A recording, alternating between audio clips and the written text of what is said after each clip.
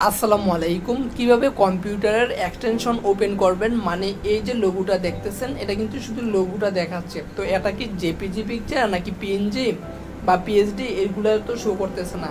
তো এগুলো কিভাবে শো করাবেন, পিএনজি, জেপিজি বা এসভিজি বা এই যে এবিডি, তো এগুলা কিভাবে এক্সটেনশনটা শো করাবেন সেই প্রসঙ্গে এই ভিডিওটা।